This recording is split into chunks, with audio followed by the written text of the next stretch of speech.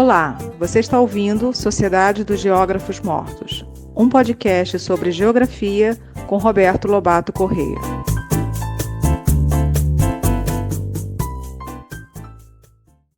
Boa tarde, pessoal. Nós vamos dar início agora ao 9º episódio da segunda temporada sobre o Espaço Cultura. Nós vamos ver hoje um tema que tem alguma expressão fora do país, do modo que ele está sendo construído, e que no Brasil parece-me, pelo menos entre os geógrafos, não tem força, ou não tem muita força. Chama-se lugares de densidade simbólica. Ora, os lugares não são apenas pontos no espaço dotados de funções econômicas. Uma cidade portuária, uma cidade siderúrgica, um centro de peregrinação, uma cidade universitária, uma cidade complexa, uma metrópole. Mas eles também são lugares impregnados de simbolismo. Há exemplos de Guernica, no País Basco, de Lourdes, no sudoeste francês, e de outras tantas cidades. Porém, tem alguns lugares que acumulam o que foi definido como densidade simbólica. Essa definição, salvo engano, aparece numa autora, antropóloga de formação, que publicou um texto cujo título é muito longo, numa coleção de livros de uma editora americana. A coleção tem pelo menos 3 volumes. Chama-se, em português, Filosofia e Geografia. Philosophy and Geography. E que dá uma preferência muito grande para o conceito de lugar. É interessante essa colocação porque, no fundo, ela estabelece um debate entre geógrafos, antropólogos e filósofos sobre alguns aspectos da espacialidade humana a partir do conceito de lugar. Essa autora que eu estou me baseando para construir ou difundir, melhor dizendo, o tema, chama-se Katya, com K e com Y, Katya, Mandoki, Mandoki, Katya Mandoki, que é desconhecida aqui no Brasil, pelo menos entre os geógrafos. Ela desenvolve o tema dos lugares de densidade simbólica. O que são lugares de densidade simbólica? São lugares onde o sentido simbólico dele próprio é muito forte. Atravessa o tempo, formando camadas superpostas de significações que estão inscritas na história da área onde eles estão localizados, mas também inscritas regionalmente e nacionalmente. Lugares de densidade simbólica apresentam inúmeras 2 camadas de significados que falam da história espacial daquele lugar, daquela região, daquele país. Creio não haver tantos lugares de densidade simbólica que tenham uma relevância que transcenda as imediações dos lugares, do lugar, que alcance uma ampla região ou toda uma nação. Eu vou apresentar aqui 3 exemplos e vou desde já colocar a questão para o Brasil, já que os exemplos são do exterior.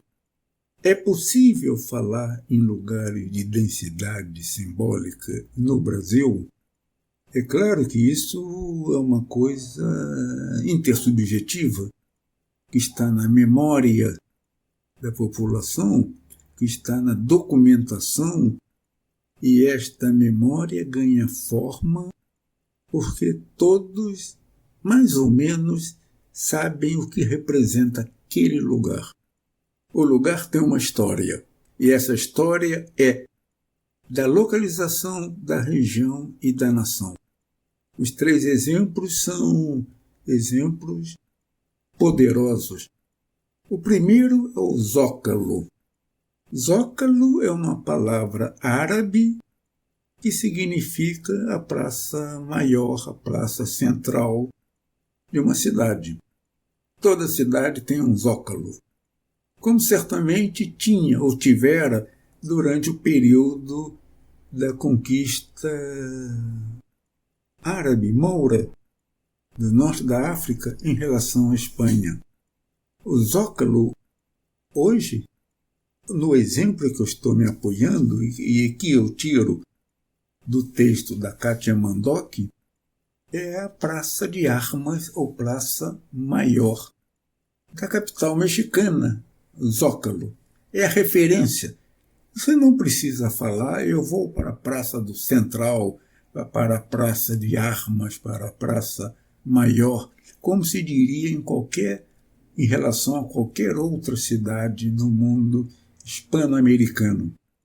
Você diz simplesmente, eu vou ao Zócalo. De fato, o Zócalo é impressionante.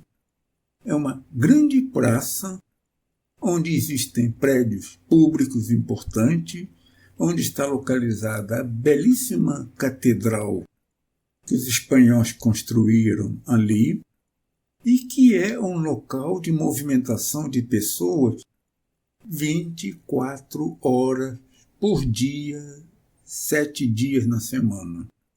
O Zócalo nunca está vazio. As pessoas se revezam ali. Pessoas de todos os tipos, de todas as classes sociais, dos mais diversos interesses, dos mais diferentes grupos sociais ali se reúnem. O Zócalo é uma festa. E há uma divisão social do uso do Zócalo segundo grupos de música, grupos indígenas, grupos isso, grupos aquilo, grupos políticos. E a permissividade é enorme. E é também um lugar de protesto, mas é um lugar supervigiado. Os policiais andam em dupla e via de regra, segurando um enorme pastor alemão. Mas é uma festa. É uma festa.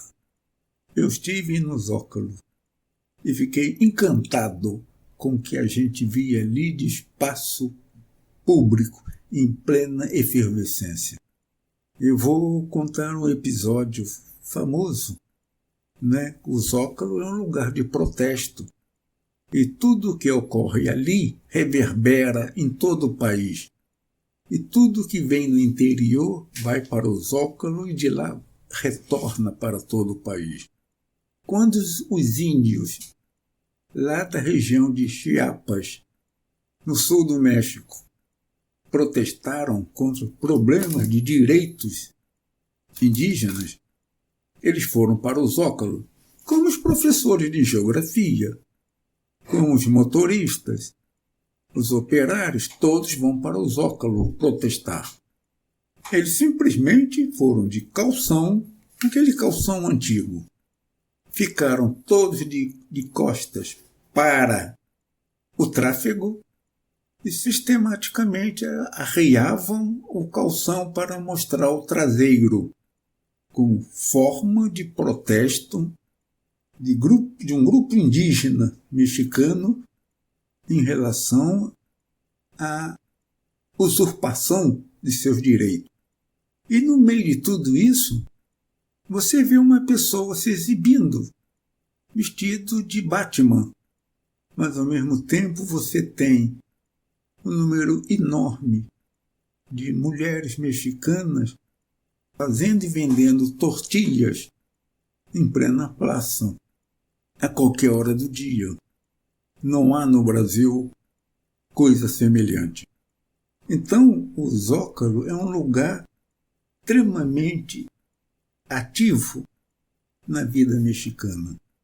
Mas isto advém de um conjunto de significados criados ao longo do tempo, mostrando a força desse lugar.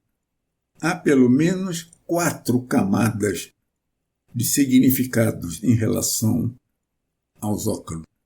Camadas que se superpõem a mais recente sobre a mais antiga e assim sucessivamente. São 4 camadas, o que dá essa densidade simbólica. A primeira camada vem da mitologia asteca. Aquele era o local onde nasceria uma grande cidade. Era um local onde uma águia, em cima de um cactus, estaria agarrando, comendo uma cobra. Isso seria uma mensagem que daria àquele lugar um futuro de epicentro do grupo asteca. E isso é tão importante que está na bandeira mexicana. No meio, na faixa branca, entre 2 faixas, vermelha e verde-vermelha, tem uma cobra segurando... tem uma águia segurando uma cobra no bico, encimada de um cactus do gênero Opuntia.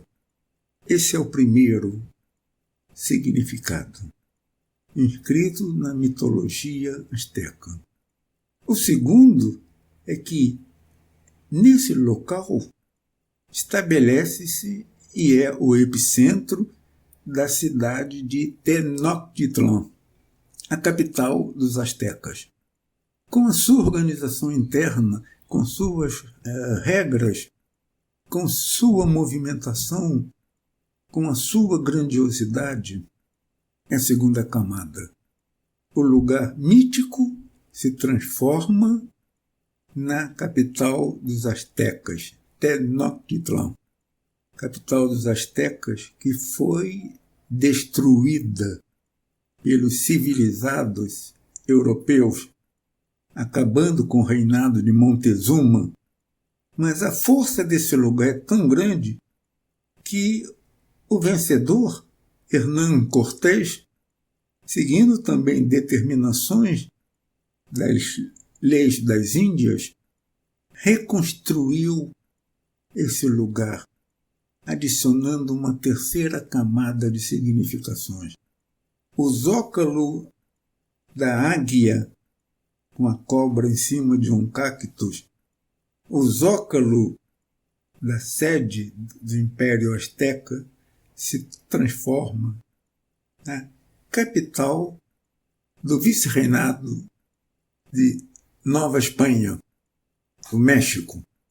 E ali se constrói a Praça de Armas, ou Praça Maior, com a catedral, com os prédios governamentais, introduzindo uma terceira camada, mítica, asteca, colonial espanhola. Ou seja, a densidade simbólica do lugar se faz presente, ampliando essa densidade com novas possibilidades. A força do lugar é muito grande. E a quarta camada é aquela que eu tentei descrever. É o zócalo de todo dia. É o zócalo do cotidiano.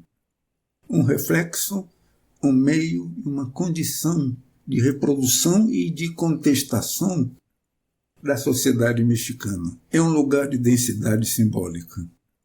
Vale a pena ir ao México, vale a pena ir ao Zócalo, necessariamente irá no Zócalo, porque é um centro de convergência de tráfego, mas vale a pena conviver no Zócalo pela manhã, ao meio-dia, no meio da tarde, ao anoitecer, no meio da noite e de madrugada.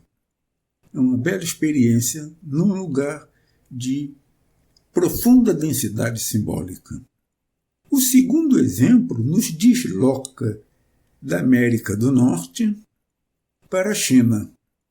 para sua capital, Pequim, renomeada Beijing, para um lugar de densidade simbólica chamado Tiananmen, que é o epicentro simbólico da capital chinesa. Beijing não é uma dessas cidades com 2.000 anos de existência, 3.000 anos de existência. Ela foi fundada por volta de 1340 da era cristã, para ser a capital da dinastia Ming.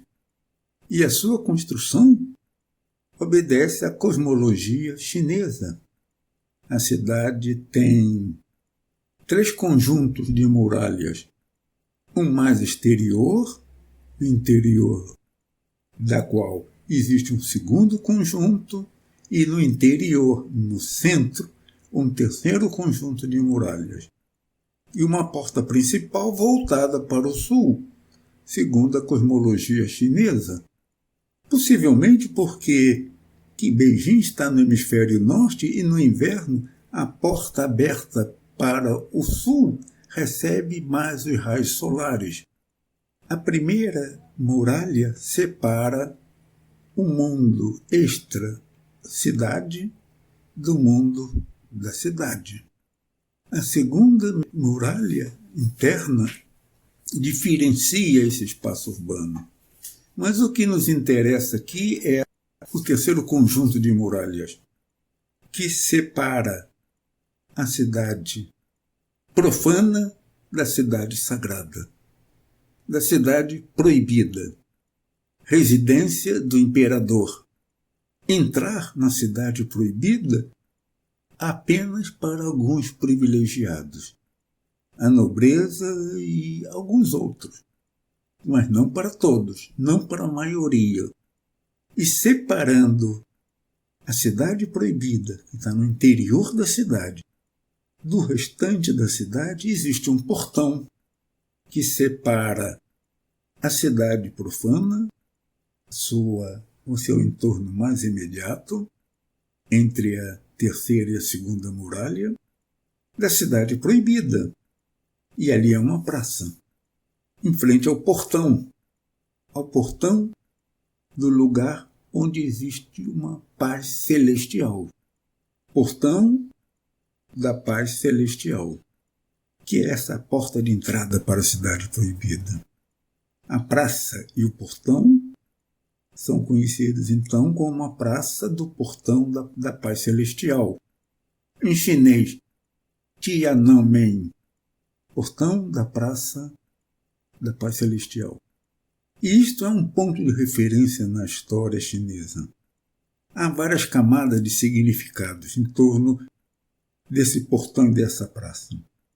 O primeiro é o portão que separa o mundo sagrado do mundo profano, o mundo do imperador e o mundo dos seres comuns. Isto vem desde o século XIV até 1912, quando Sun Yat-sen estabelece a República Chinesa, acabando com a monarquia, acabando com o imperador, transformando essa Praça do Portão da Paz Celestial em espaço público, permitindo então a entrada de pessoas na cidade proibida. Essa Praça do Portão da Paz Celestial torna-se um espaço público, pouco controlado. O outro já era, porque estava em frente ao portão de entrada da Paz Celestial. E aí, o que acontece?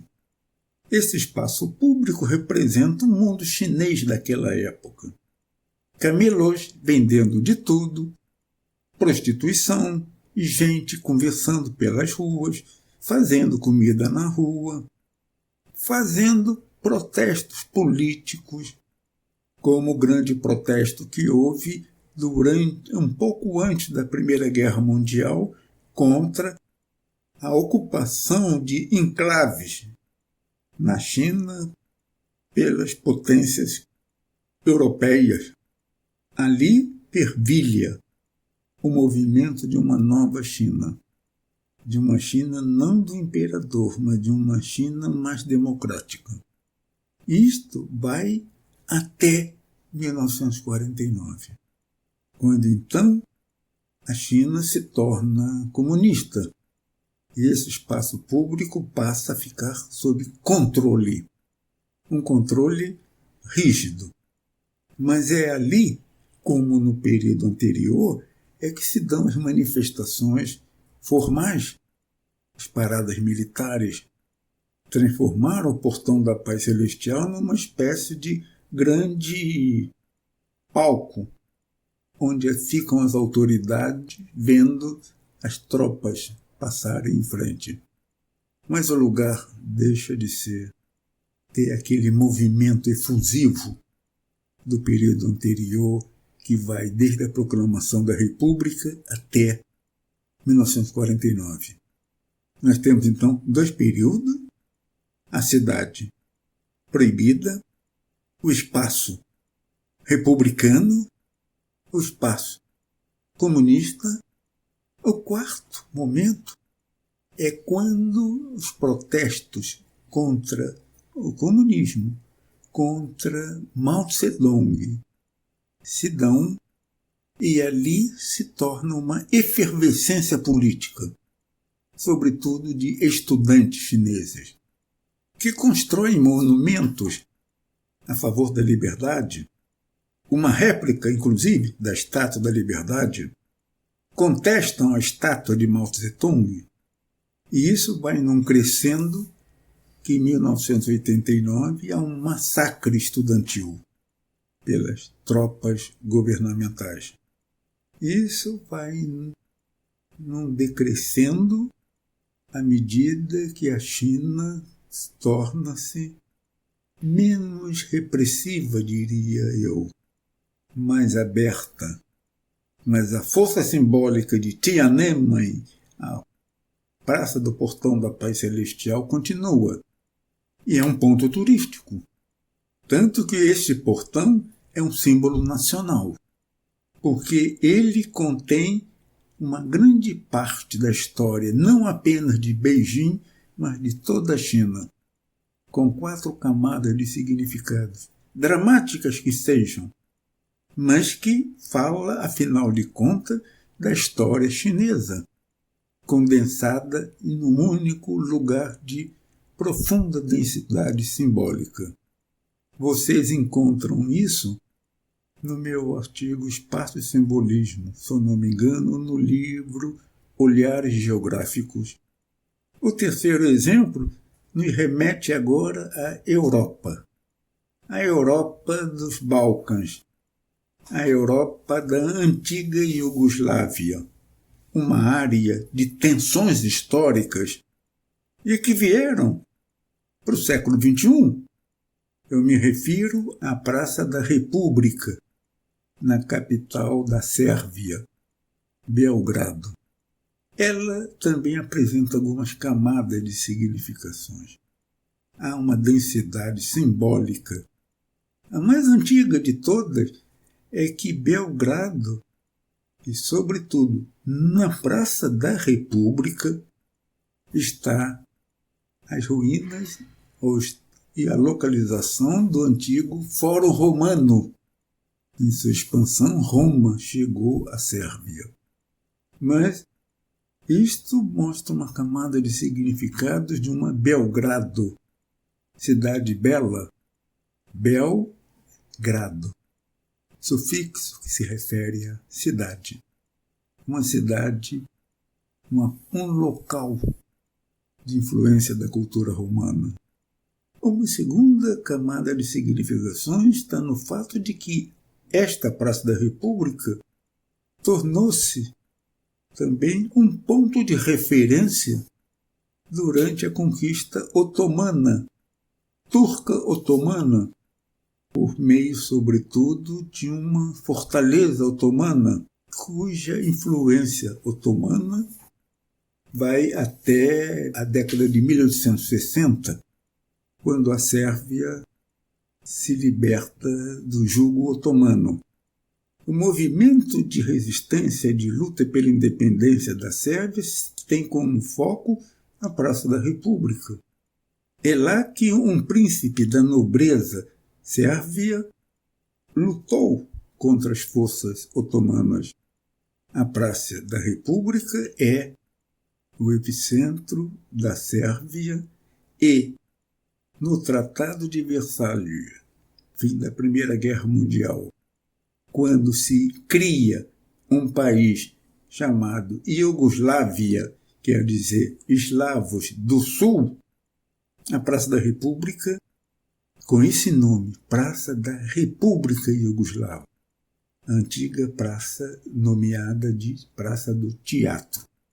Essa praça continua sendo o epicentro de efervescência política. É lá que se reúnem, quando possível, sobretudo no fim da Segunda Guerra Mundial, aqueles movimentos contra a dominação alemã, nazista. A força da praça ainda aparece numa outra camada de significação, tendo uma enorme centralidade durante as guerras, as lutas em torno dos problemas da Bósnia. É lá que se protesta contra o bombardeio pelas tropas da OTAN, pela Força Aérea da OTAN, Organização do Tratado do Atlântico Norte, contra o massacre que os sérvios fizeram na população muçulmana da Bósnia. E é lá também que há protestos envolvendo os embates militares entre sérvios e a população do Kosovo, de origem albanesa, no sul do território sérvio. Então a Praça da República é um epicentro da vida da Sérvia, sobretudo, mas também da antiga Iugoslávia.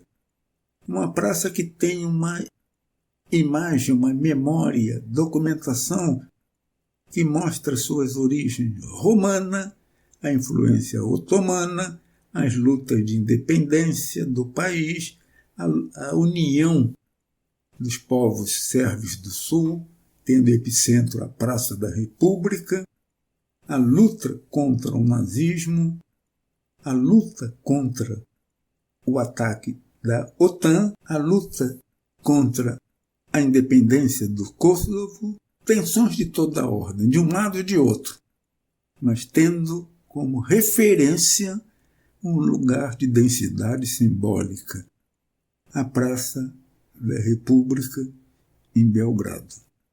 Em relação ao Brasil, eu pergunto, eu não tenho nenhuma resposta. Será que a Praça da Sé, em São Paulo, é um lugar de densidade simbólica? Olha que a história de São Paulo é muito curta. Se nós compararmos com a história do Zócalo, do Tiananmen ou da Praça da República. Mas será que a densidade simbólica aí, nós somos capazes de construir ali camadas de significados naquele lugar? E qual é a força desses inúmeros significados? E o Terreiro de Jesus em Salvador? E a Praça do Ferreira em Fortaleza? E o Marco Zero em Recife? E o que significa densidade simbólica? Há um limite de tempo aquém do qual não é possível falar em camadas sucessivas. Para muitas cidades só há uma única camada. Mas esse é um tema que se situa no âmbito de uma geografia cultural, urbana, histórica, lugares de densidade simbólica. Boa tarde, até a próxima.